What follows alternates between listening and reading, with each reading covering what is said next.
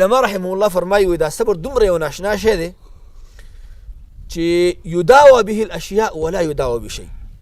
په دې باندې مشکلات حلیږي.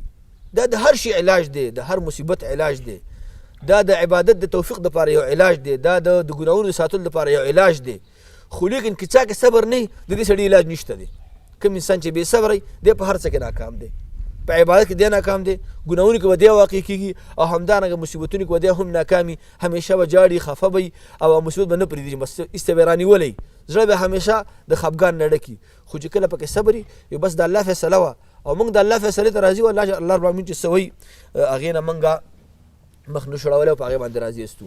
دې وجې نه الله رب العالمین نبي علیه الصلاة والسلام موږ ته په صحیح حدیث کې فرمایي چې تاسو د صبر نه کار واخلئ. په هر کار کې د صبر نه کار واخلئ، ځکه دا صبر چې کوم دی دا انسان ته ټولې لارې کولاوي.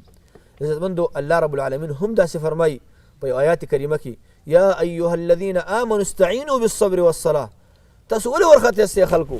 بیا خاص کر تاسو ایمان راوړئ، ایمان والا تاسو بیخي مو ورخطا کوي.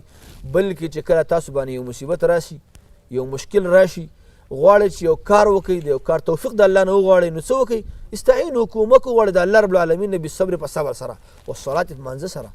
صبر شته که نه؟ نو ټول مشکلات د الله رب العالمین په دې صبر سره حلوي چې کله ته د الله نه کومک وغواړئ په صبر سره.